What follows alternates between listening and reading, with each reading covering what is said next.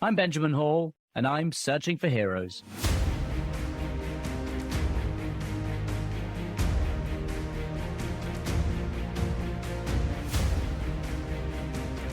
Well, welcome back to the podcast, everyone. This is Searching for Heroes, and I'm Benjamin Hall.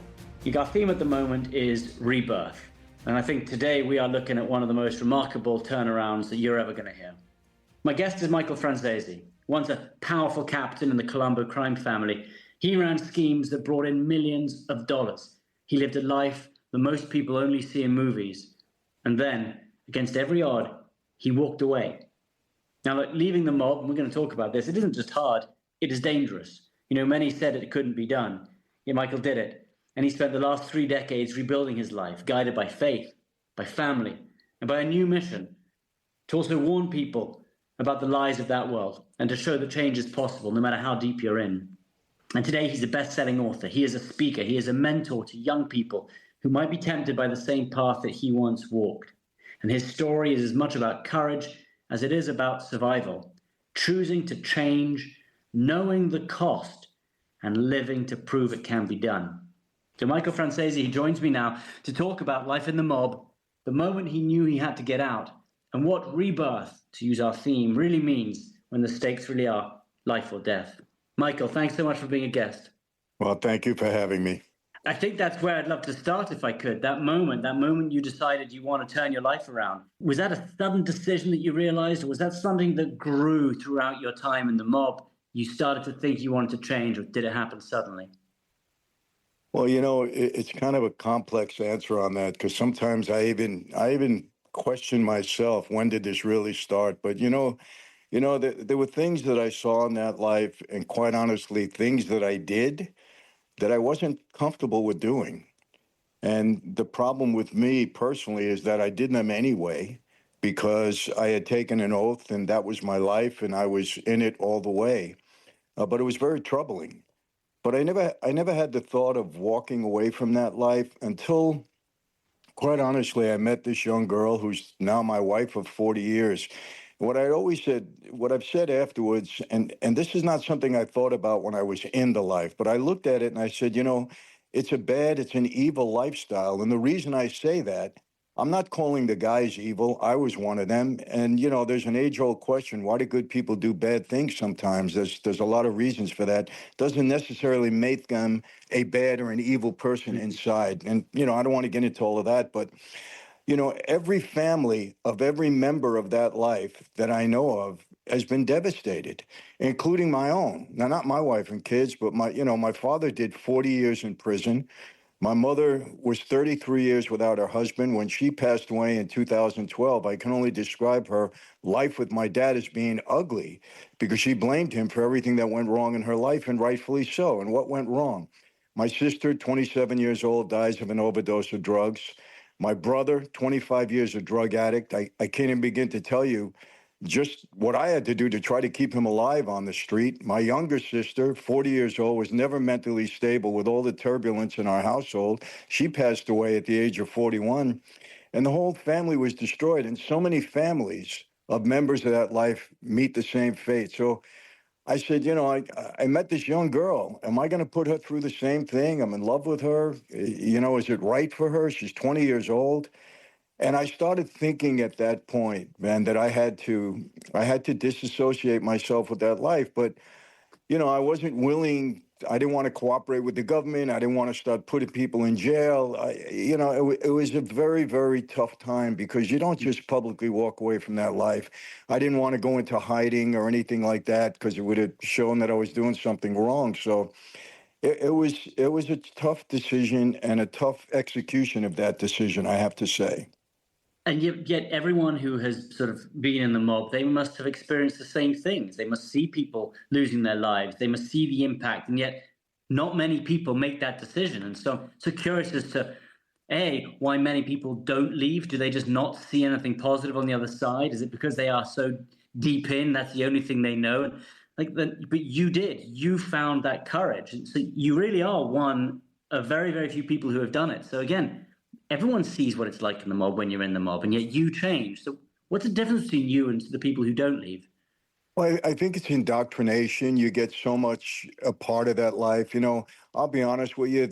I would wake up leaving the life, go to sleep, staying in the life Mm, because you feel like you take an oath and you have this brotherhood around you. And how could you ever betray your oath? And, for me, it was even harder because I grew up in that life. My dad was a major figure in that life. He was the underboss of the Colombo family. So I had that influence from childhood. So it was very difficult. And I think that's what happens with most guys. And then listen, it's a little bit intoxicating. You get the power, you get this feeling like when I came into the life, they said, Mike, wherever you go in the world, don't worry. You have your brothers gonna be there for you. Don't ever worry about your mother, your sister, your daughter, your wife. We'll take care of you. And of mm, course, a lot of that is not true because the mob, like anything else, like any other organization, it gets corrupted. And, so it's very, very hard for some people to make that break because they don't know anything else. This is who they are. This is what they've been. And the only time they seem to make that break is if it's self-preservation, if they're going to jail forever and they have to cooperate with the government and, save themselves in that way. mm. And yeah, I know you've said that you miss the camaraderie. There are positive parts to it, being part of that family. And did it leave a hole then when you left? And then for those first weeks or first months, did you sometimes think, I'm going back in, I'm missing something I love? Or was it a pretty clean break and you trusted your decision? No, it was very, very tough. I felt like it betrayed my oath. I felt like I was betraying my father in a way, and I can point to something when I had made that decision and it became very public. Life magazine wrote it up, and I had been out on parole, and so was my father, and our family, the Colombo family, was going to war. And my father called me and he said, you got to stop. We need you back here. You got to come. You can't desert us like this. And I was so torn. I didn't, I struggled for days mightily. And I'll be honest with you, I had made the decision to go back. I said, I can't live with myself by leaving my men and leaving my father out there. And then, to me, I think this was definitely God intervening. I got violated on my parole and they put me back in jail. And I was in jail for the whole 3 years that the war went on. And a lot of guys got killed during that time. 13 members of our family got killed. Another 18, I think, became informants, and about 60 went to jail. So had I followed through with that decision, I would probably not be here speaking to you today. How about your wife? Was she constantly trying to persuade you to leave, or did she say, whatever your decision is, I'm with you? No, it's very strange for some people to understand, but I met my wife. She was 19, just turning 20 years old. She was from Anaheim, California. She had no clue about the mob or anything like that. And I never sat down with her and told her, this is who I am and this is what my life is all about. And I never had that discussion with her. So she really didn't understand that much. She thought it was more about my father than me. But she was a devout person of faith, and she certainly didn't, want me to be involved in that life at all. But, until I went to prison, that's when it really sunk into her, that, hey, this is serious. And of course, I had the death threats and everything on me, and the FBI coming to her and telling her, your husband's a dead man. He better cooperate with us. So we had a lot of those struggles and challenges, and she was concerned. I mean, until today at times, she worries if I go back to New York and things like that. But, I always know where she stood on it. And that was enough for me. I knew where she stood and I wanted to honor her belief in me. Does that threat then still continue? And I suppose, how have you not been attacked? How have you, managed to avoid that? I mean, isn't it 101 that if you choose to leave and you talk about your time inside, then you have something coming? Well, yeah, and look, my boss, Carmine Persico, who, he received a 100-year sentence on the commission case back in '86 when Giuliani prosecuted them.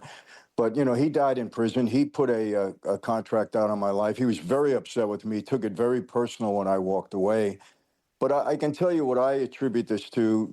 Number one, the mob is not what it used to be. I mean, they devastated when that Racketeering Act came in. They put so many guys away in prison, number one. Number two, they realized I could have hurt a lot of people, but I didn't. And they knew that, I did 8 years in prison.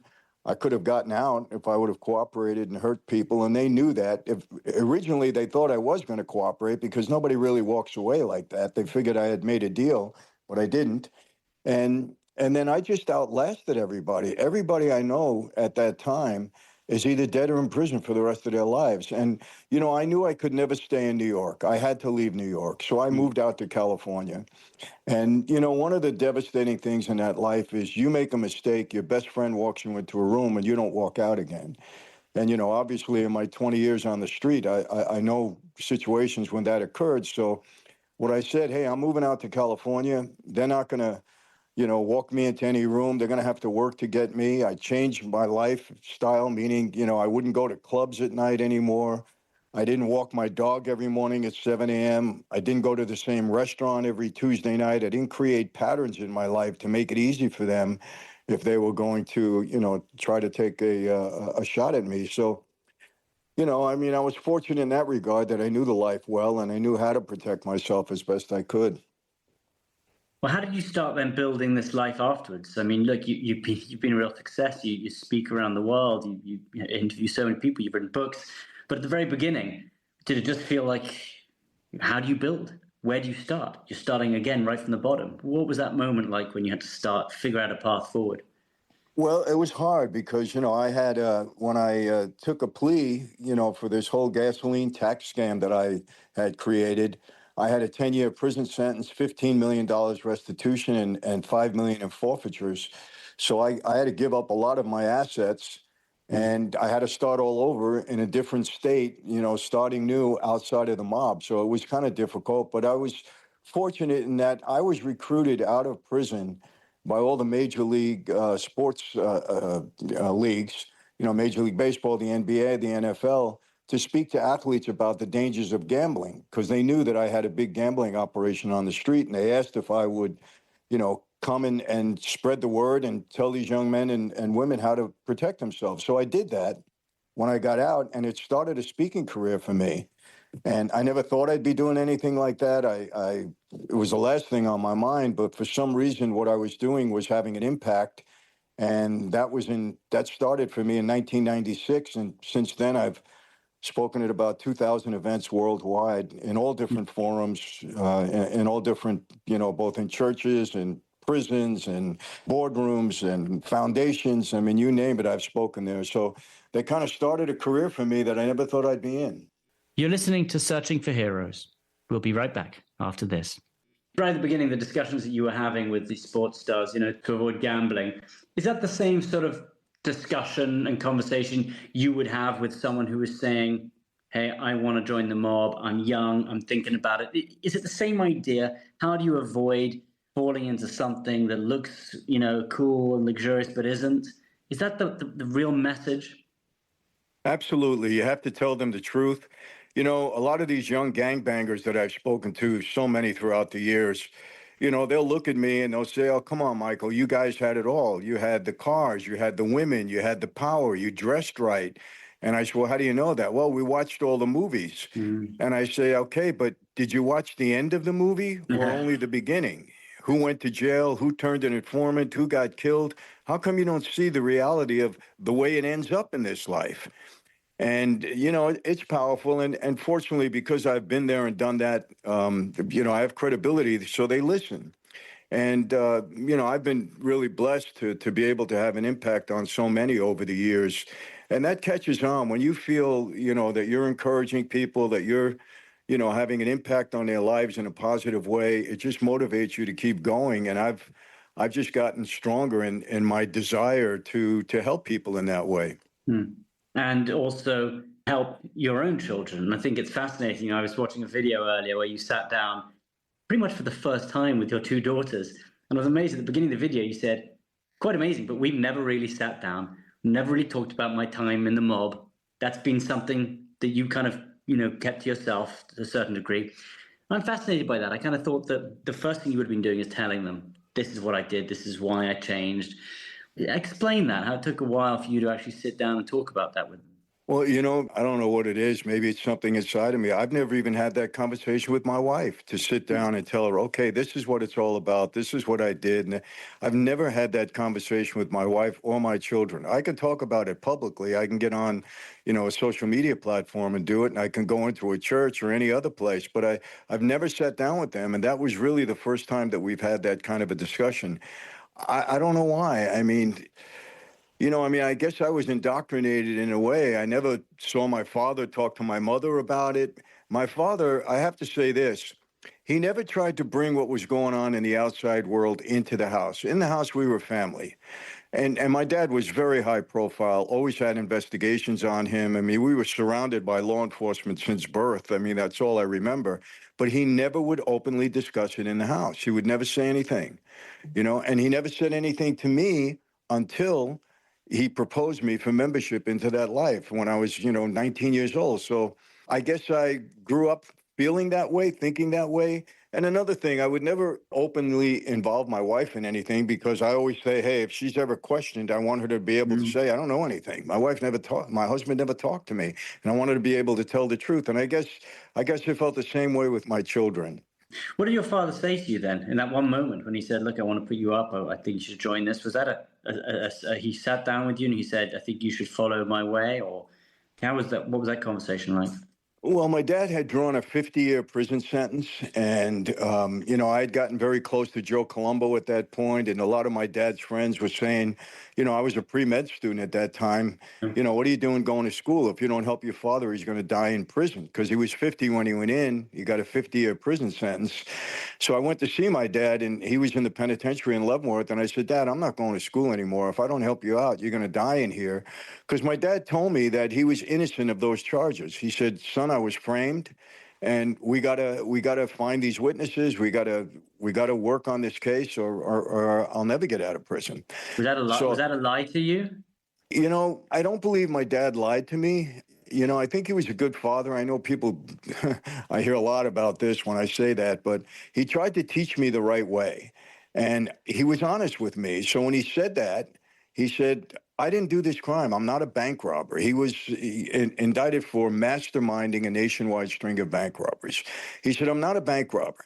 And one of the reasons why that was credible to me, because all of the alleged bank robbers that testified against him were all drug addicts.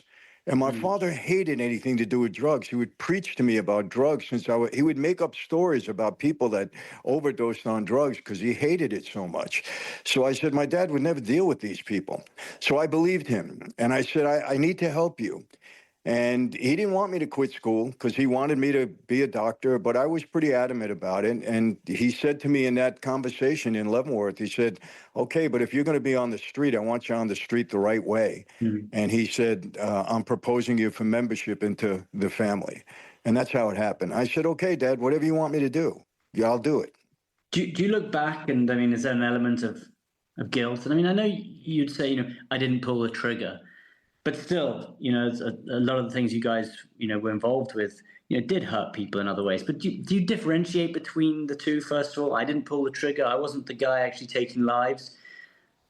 No, I don't differentiate in that. I was part of a life where people die, and that's who I was at that time. And yeah, I have guilt, no question. My faith has helped me get beyond that because I think in my heart, I'm really, really feel bad about things that I did. Like I said, there was things I did I was uncomfortable doing, but I did them anyway. So you have to take responsibility for that.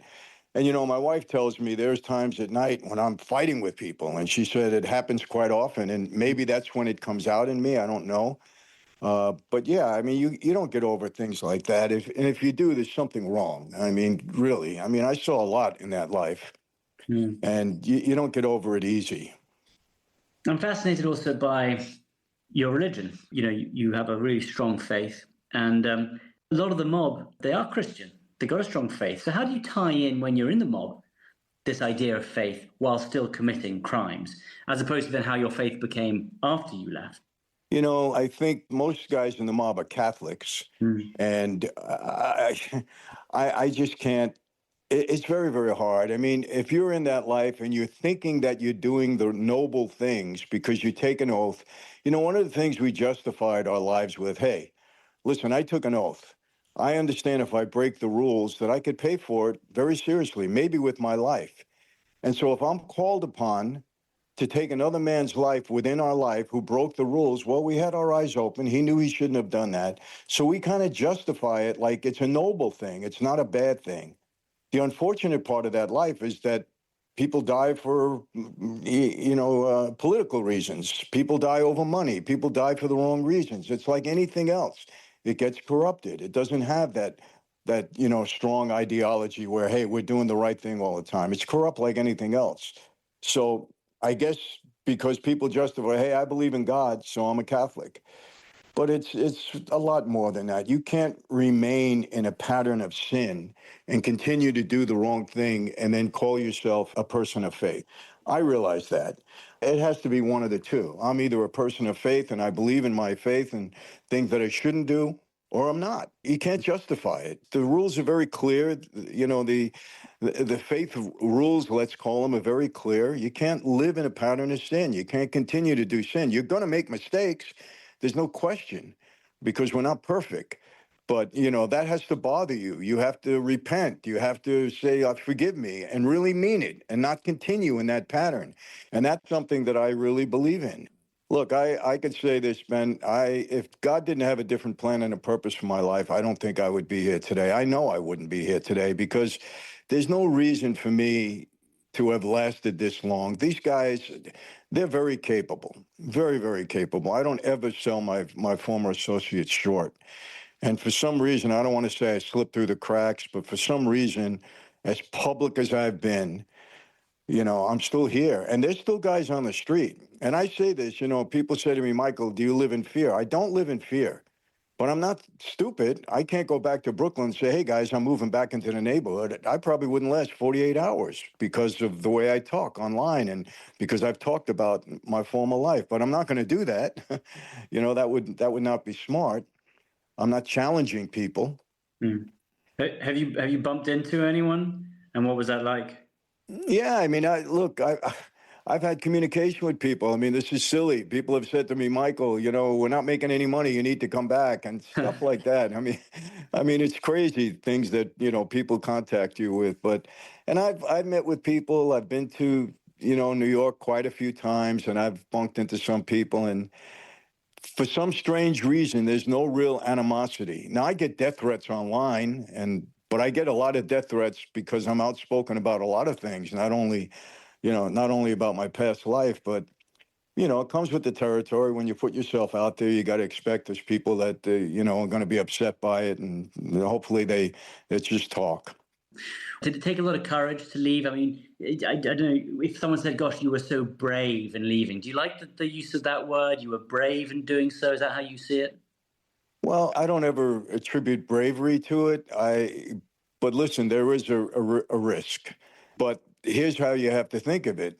What's the risk of staying in the life? Yeah. Like I said, so many of my former associates are either dead or in prison. I don't know if you realize, I was extremely high profile. I mean, I had 7 indictments, 2 federal racketeering cases, a state racketeering case. I went to trial 5 times. I got written up so often. I mean, I was a major target of law enforcement. So I know that, eventually, had I stayed in that life, I would have went down. So was it more brave for me to stay or more brave for me to leave and face consequences? I mean, I just look at it as the right decision. You're listening to Searching for Heroes. We'll be right back after this. So what is you mentioned this earlier, your purpose in life now? Like, what are you doing with the opportunities you've now been given? What are you hoping to do? Well, it's funny because I just said to my wife, yesterday we left church and I said, I feel an obligation and a responsibility to do more. I'm so fortunate to be alive and to be free. I have to do more. And she looked at me and she said, what more can you do? You've been doing this for 30 years now. And I said, I don't know. I said, but, I got to do more. And I always believe that to those who have been given much, much is expected in return. And I just feel that I have more to give and more to offer. I don't know how that's coming. I mean, I'm going to be writing another book now with some thoughts that I've had. And, I'll continue speaking. And fortunately, my platforms continue to grow. So I think I'm still having an impact, and I don't know where it's going to lead. I mean, look, I'm 74 years old. I'm not a kid. Fortunately, I'm in pretty good health. But I don't know how much longer I have to do what it is I do. But I'll continue doing it until I can't speak anymore.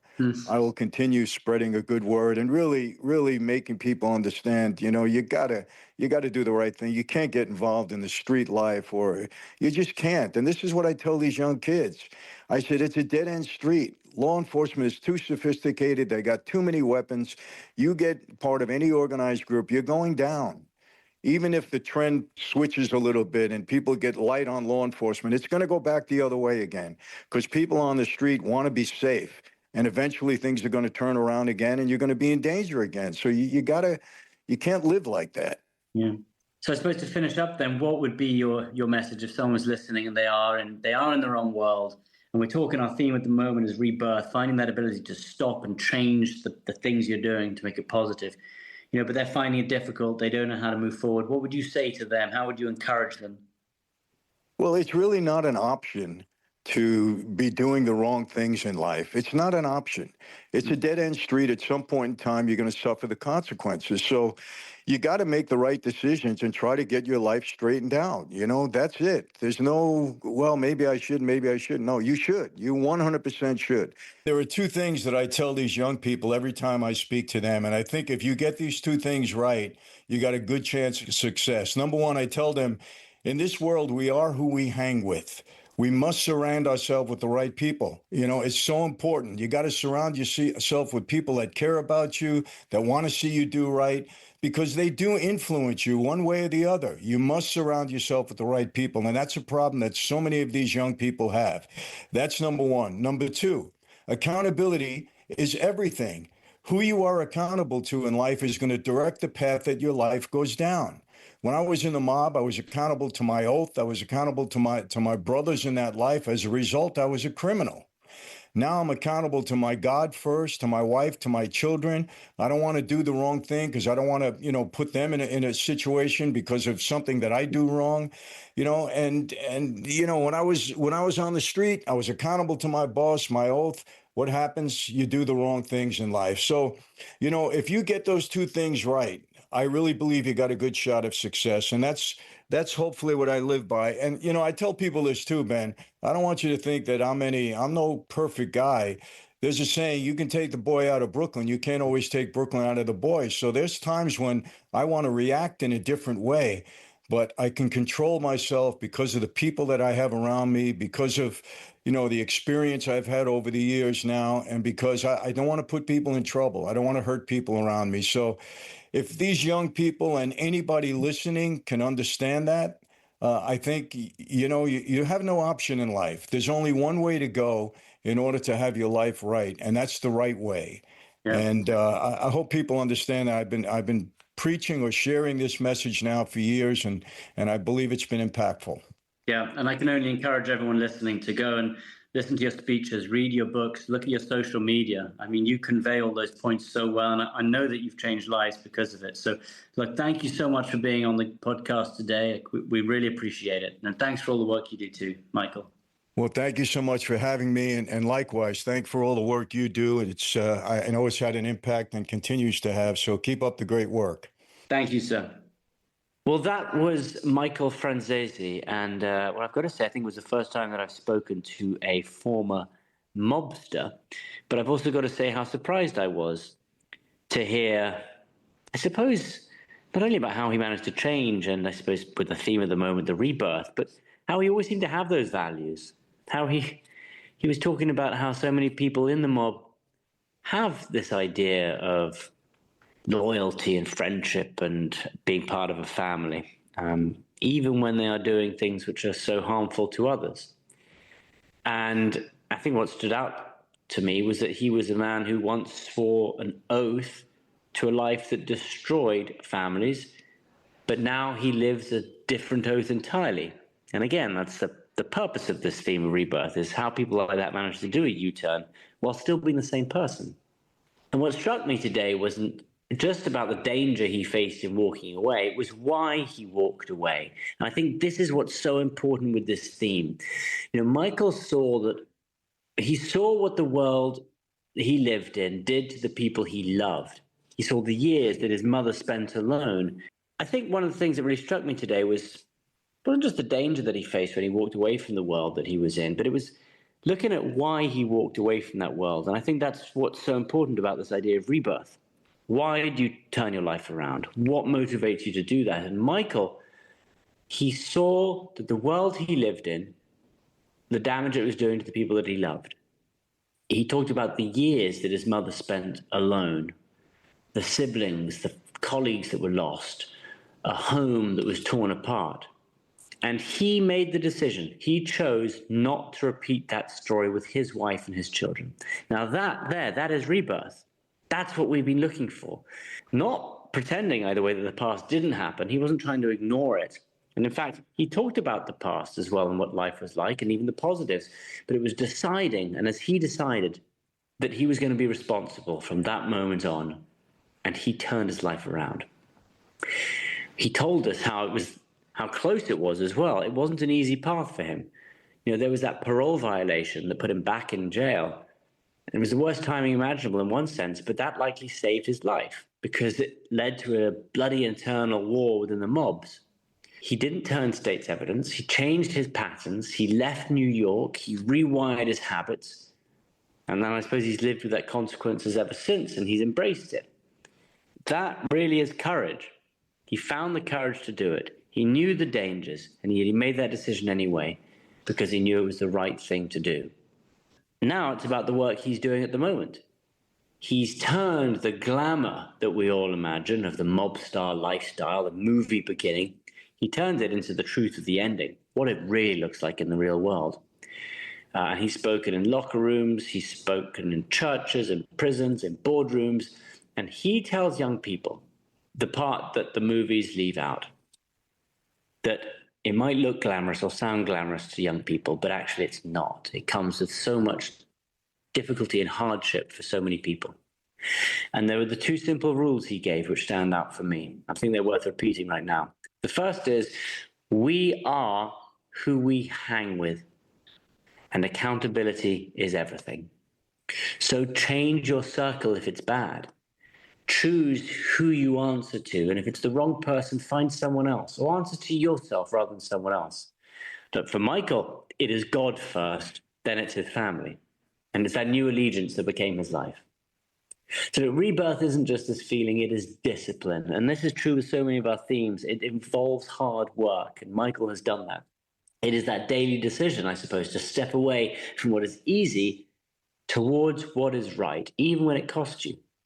And so if you're listening today, and if you are at that crossroads, I'd say take Michael's advice. Go and pick the right people, pick the right accountability.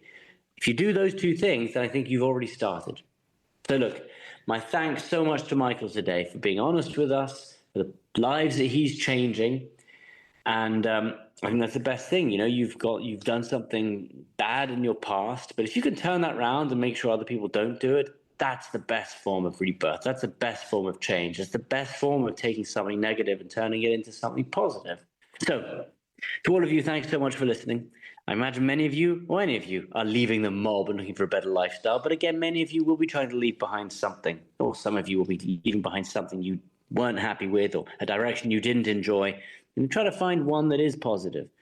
And I think the same morals are true, the same methods are true as Michael. So thank you so much for listening today. Go listen to Michael's podcast and his videos. They really are fascinating, and also a real insight into what it's like to be inside the mob, his books as well. And again, if you think this conversation will help someone else, go let them know. Share this with them. So thanks for joining us today. I'm Benjamin Hall. This is Searching for Heroes, a podcast, and we will be back next week with another story, another theme of rebirth. Stay with us. Thanks for listening to Searching for Heroes.